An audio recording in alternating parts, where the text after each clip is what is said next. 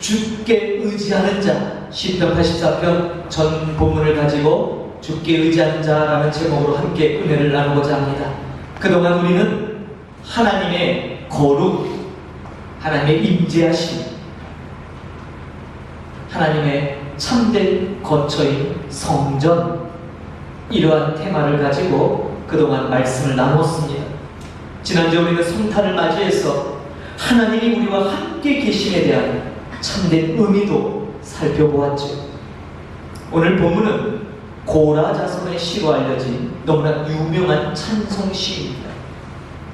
본문을 통해서 성전을 사모하며 그 하나님의 집에서 사는 자가 누리는 복, 그것이 얼마나 놀랍고 영광된 일인지를 오늘 시편 84편은 우리에게 말하고 있습니다.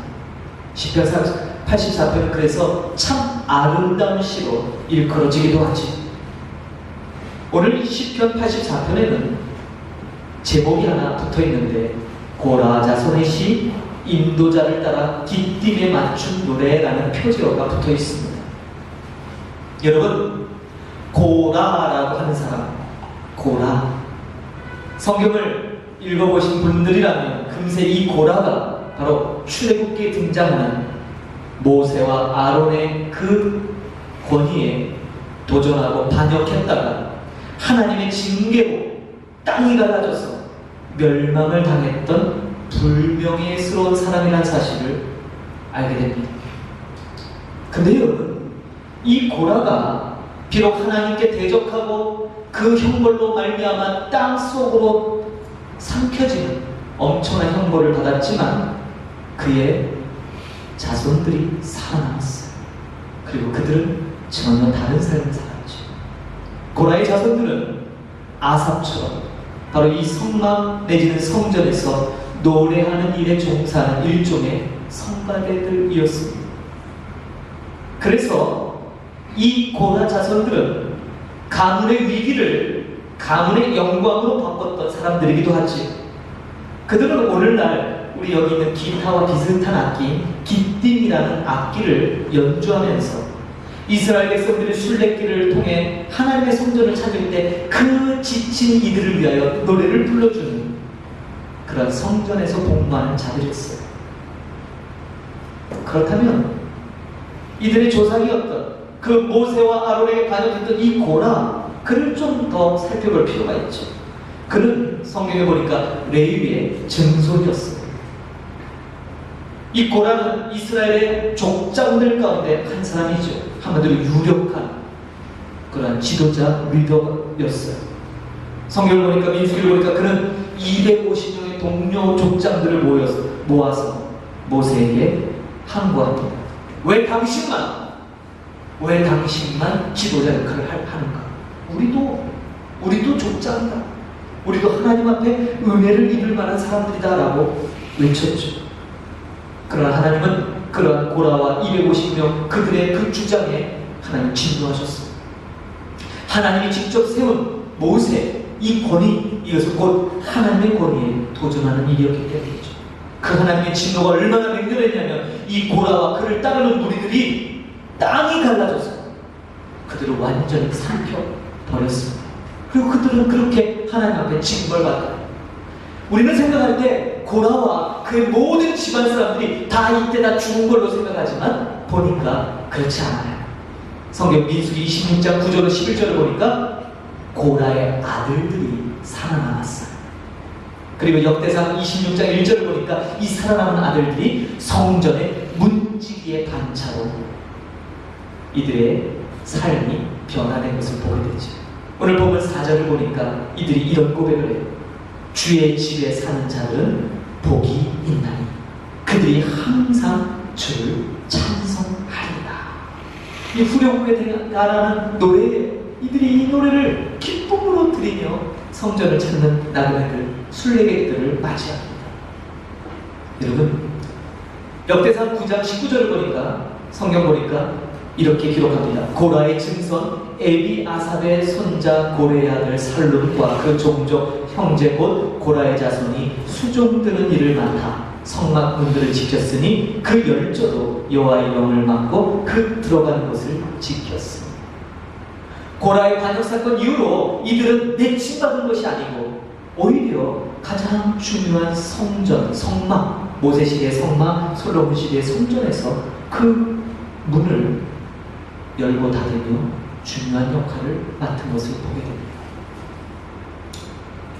고라는 모세를 반역할 당시에 모세 아론과 직계 사촌지간이었어요. 지위도 있었고 이스라엘 내에 영향력을 행사하는 사람이죠. 그런데 그들이 그 모세와 아론의 리더십에 반역한 그 사건 때문에 하루아침에 멸문지화를 당한 사람이 고라이죠. 그들의 아들들이 사망했어요. 그리고 그들은 이전에 아버지가 누렸던 그 족장의 지위를 더 이상 누리지 못합니다. 그리고 성막문을 지키는 자들로 일종의 전락해요. 신분이 좀 바뀌었던 거지. 오늘날 따지면 예전에 이런 얘기죠. 한마디로 이 고라 족속은 하루아침에 역적의 집안이 되었던 것이에요.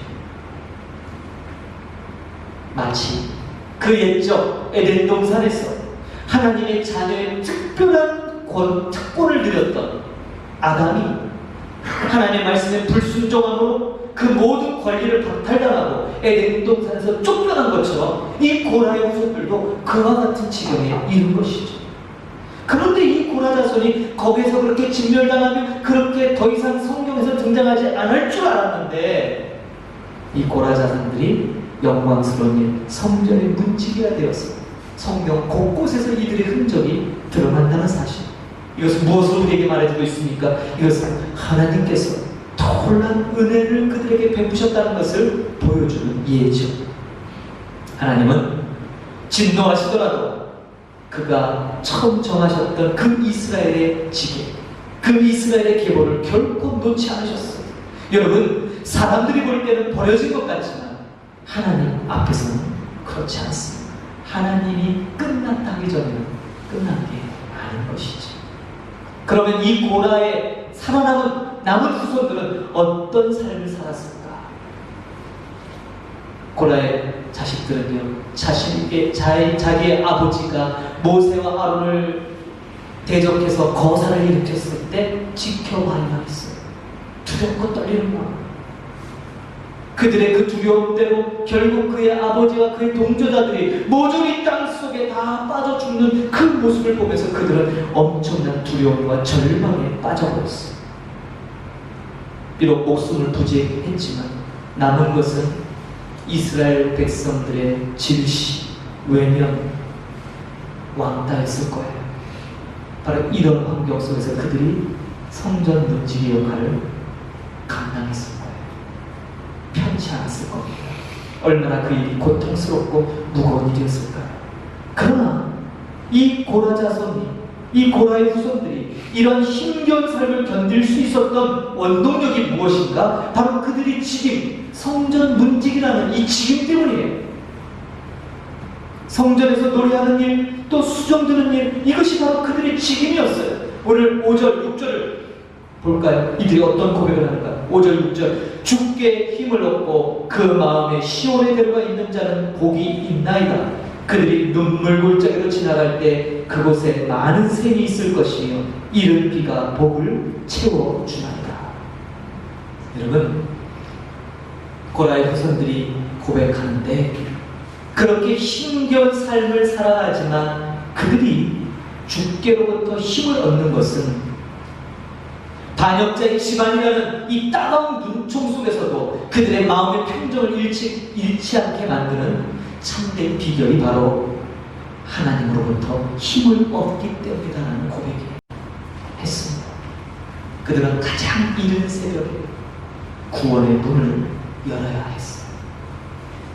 바로 이런 이유로 성전 문지기는 늘 내일에 향한 기대, 열망, 그리고 그들 마음 중심으로부터 우리들이 바로 이러한 가장 은혜로운 현장의 최일선에서 가장 먼저 시작하고 가장 끝까지 이 일을 볼 수 있다는 은혜를 그들이 깨달은 것이죠.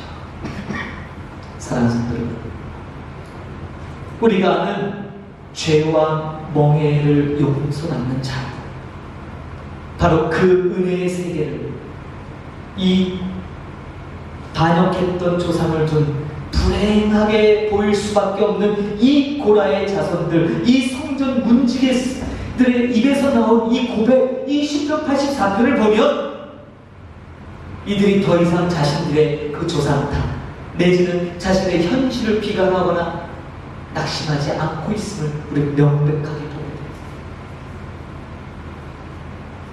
비록 자신들의 조상이 하나님 앞에 씻을 수 없는 반역을 저지른 대역주의일지라도, 비록 이제 성전 문지기가 되어서 허드렛 일이나 하는 것처럼 보여지는, 문이나 열고 닫는 것처럼 보여지는 그런 일을 할지라도, 죄로부터 자유를 얻어 행복한 사람들을 늘 곁에서 지켜보게 하시는 이 하나님의 은혜, 신령한 세계를 가장 먼저 보게 하시고 가장 늦게까지 보게 하시는 이 하나님의 은혜, 고라 후손들이 어찌 이 하나님을 찬양하지 않을 수 있겠습니까? 사랑하는 성도 여러분, 오늘날 교회를 섬기는 우리들도 고라의 후손처럼 이러한 기쁨, 이러한 의식의 전환이 일어나 하나님 앞에 감사 올리시기를 소망합니다. 아담이 불순종으로 축복의 모든 권리를 빼앗겼지만 둘째 아담이신 예수 그리스도로 말미암아 우리에게 다시 구원의 감격과 기쁨을 되찾은 것을 여러분들 기억하십시오. 그 날마다 그것으로 인하여 기뻐하십시오. 우리가 바로 하나님께 반역하고 모세를 대적했던 고라의 자손들이에요. 도저히 하나님 앞에 설 수 없었던 자들, 그냥 외면받고 따돌림 받아도 전혀 이상할 것이 없었던 자들이 바로 저와 여러분들이에요. 고라 자손에게 베푸신 은혜가 얼마나 놀라운 은혜인지를 여러분 오늘 이 본문을 통해서 깨닫기를 소망합니다. 근데 여러분, 하나님의 은혜, 이 놀라운 구속의 은총이 얼마나 놀라운지 하나를 더 볼까요? 역대상 6장 34절에서 30절 좀 긴 본문인데 읽어볼 필요가 있어요. 같이 한번 읽어볼까요? 좀 긴 본문입니다. 같이 봅니다. 사무엘은 엘가나의 아들이요, 엘가나는 여로함의 아들이요, 여로함은 엘리엘의 아들이요, 엘리엘은 도아의 아들이요, 도아는 수의 아들이요, 수은 엘가나의 아들이요, 엘가나는 마아스의 아들이요, 마아스는 아마스의 아들이요, 아마스는 엘가나의 아들이요, 엘가나는 요엘의 아들이요, 요엘은 아사랴의 아들이요, 아사랴는 스바냐의 아들이요, 스바냐는 다스의 아들이요, 다스는 아시의 아들이요, 아시는 에비아삽의 아들이요, 에비아삽은 고라의 아들이요. 네, 바로 그 위대한 선지자 사무엘, 그가 놀랍게도 고라 자손이었다는 사실입니다. 여러분, 우리는 사무엘 사역을 잘 아실 거예요. 제가 한 1년 전에도 이 말씀 한번 전했던 것 같아요. 이 사무엘에게 내린, 근데 제가 이것을 또 반복해서 말씀드린 이유는 생각하면 생각할수록 이 은혜가 너무 크기 때문이에요. 사무엘이 어떤 사람입니까? 출생 때부터 구별되었고 젖대면서 무렵부터 성전에서 자랐던, 성장한 후에는 이스라엘을 하나님의 법으로 인도했던 대선지자, 마침내는 다윗에게 기름을 부어 장차 오실 예수 그리스도의 길을 예비했던 그 엄청난 선지자가 바로 사무엘이거든요. 그런데 바로 이 사무엘의 조상이 오늘 하나님 앞에 대적했던, 모세와 아론을 대적했던 바로 그 고라가 이의 조상이었다는 사실을 아무리 생각해도 어떻게 이런 가문에서 이런 하나님의 일을 감당하는 대선지자가 나올 수 있는 건가 믿기지 않는 사실이기 때문에 그래요. 사랑하는 성도 여러분, 저 여러분 한번 돌아보시기 바라요.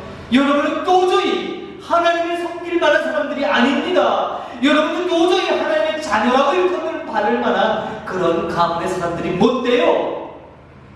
그런데 놀랍게도 하나님께서 저 여러분을 선택하셨고 저 여러분을 이렇게 놀라운 자리로 인도하셔서 하나님을 찬양케 하시고 하나님 앞에 하나님의 자녀라고 감히 일컬음을 받는 축복을 주셨다는 사실에 감격하고 놀라워하셔야 됩니다.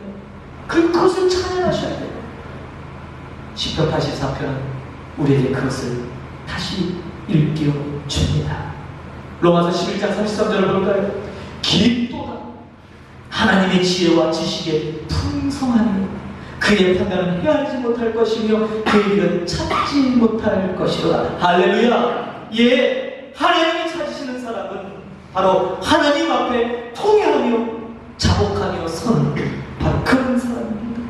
하나님의 은혜를 간절히 사모하는 자들이죠. 하나님께서 찾으시는 사람은 하나님께 피하는 자들입니다. 하나님을 의지하는 자들이에요. 그들이 바로 하나님의 성전에 거하며 하나님 이름을 높이는 노래하는 자들입니다.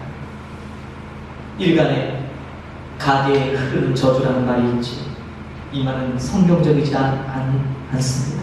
물론 혈통이나 유전적인 사안을 무시할 수는 없습니다. 그러나 하나님의 은혜는 가게에 흐르는 저주를 덮고도 남이 있습니다. 하나님의 사랑, 그분의 능력은 모든 저주로부터 우리를 구원하실 줄 믿습니다. 할렐루야. 예, 여러분, 믿음의 도를 좇지 않는 모든 것이 그 자체가 저주인 거예요. 다른 게 저주가 아니라 믿음의 도를 좇지 않는 것들. 그러므로 우리는 오히려 우리 안에, 우리 생각 안에 흐르고 있는 잘못된 사상들을 끊어낼 필요가 있어요.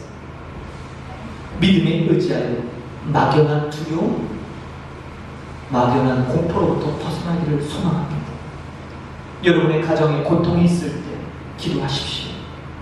하나님은 아버지의 죄를 자식에게 묻지 않는다 말씀하셨어요. 바로 이 하나님을 신뢰하시기 바래요. 하나님은 의로운 자를 의롭다 하시는 하나님이 아니라 하나님은 도리어 경건치 아니한 자를 의롭다 하시는 이 그분을 믿는 자를 믿음 있는 자, 의로운 자라 여겨주신다라고 성경은 말씀합니다. 여러분, 이것을 결코 잊지 않기를 소망합니다.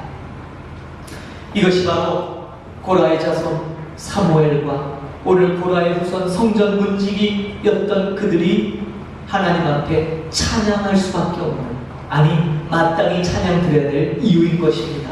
저의 모든 믿음의 반열에서 축복의 통로들인 줄 믿습니다. 하나님의 은혜를 모든 이들에게 나누는 축복의 사람들이 되기를 축복합니다. 마지막 12절에 주께 의지하는 자는 복이 있나이다. 오늘 말씀 제목이죠. 왜 주께 의지합니까? 11절에 분명한 이유가 있죠. 여호와 하나님은 뭐라고요? 해요 방패이시라. 여호와께서 은혜와 영화를 주시며 정직하게 하는 자에게 좋은 것을 아끼지 아니하실 것입니다. 할렐루야. 하나님이 고라 자손들의 해, 태양, 빛이시고 그들의 방패이시기 때문이라는 거예요. 여러분, 이 방패, 보호자라는 뜻이죠. 캄보디아도 이 말이 많이 쓰여요. 여러분, 캄보디아 역대 왕들 중에 거의 60% 이상이 바르만이라는 이름을 갖고 있어요. 바르만, 자야 바르만, 수리야 바르만, 인드라 바르만. 이 바르만은 수호자라는 뜻이에요. 인도에서 온 방패라는 뜻이에요. 바로 여기서 말하는 이 방패 역할이 뭡니까? 나를 보호하는 거거든요. 지금 고라 자손은 역적 눈을 떠서 하나님만이 우리를 보호하실 수 있음을 고백하고 있는 거예요. 이 세상의 그 어떤 권력자, 이 세상의 그 어떤 무기, 영화가 그들을 보호하고 지키는 것이 아니라 하나님의 은혜가, 하나님의 다스림이, 하나님의 보호하심이 그들을 지키신다는 고백이 이 방패. 사랑하는 성도 여러분, 여러분의 입술로 하나님은 나의 방패이신다는 고백이 늘 찬양으로 울려 퍼지기를 소망합니다. 하나님은 나의 방패이십니다. 그것이 바로 주께 의지하는 자들의 노래예요. 오늘 말씀처럼 하나님의 놀라운 은혜를 베푸신 이 하나님 앞에 감사, 그분의 말씀을 잘 들어 순종하는 여러분 되기를 축복합니다. 모든 것을 바로 이 고라의 후손들처럼 그렇게 나를 진정으로 보호하시고 그렇게 나를 도울 자 오직 여호와 한 분뿐이라는 사실, 그래서 이 사실에 입각하여 주께 의지하는 자 그들이 받는 복, 그것이 시편 84편에 나온 노래들입니다. 사랑하는 성도 여러분, 늘 주님의 마음에 모시고 그렇게 고라의 후손들과 같이 우리도 변함없이 하나님의 신실하심을 노래하고 주의 전에 거하는 자들, 주의 궁전에서 거하는 자들이 누리는 복, 그 복을 끊임없이 다가오는 2021년에도 풍성하게 받아 누리시기를 주님의 이름으로 축복합니다. 아멘. 그래서 오늘 함께 우리 나를 찬양은 우리 좌우에 있는 분들과 함께 고백하는 찬양이 되었으면 좋겠습니다. 찬송가 620장 여기에 모인 우리입니다. 이 찬양의 가사가 오늘 이 고라 후손들이 서로를 바라보며 위로했던 하나님이 나의 방패세요. 하나님이 우리의 방패세요. 주께 의지하는 자는 복이 있어요. 주님을 마음에 모신 자는 그 마음에 시원한 배로가 있어요. 라고 고백했던 바로 그 고백과도 일맥상통한 고백을 좀 있습니다. 함께 일어나셔서 우리 결단의 찬양, 여기에 모인 우리 찬양을 드립니다.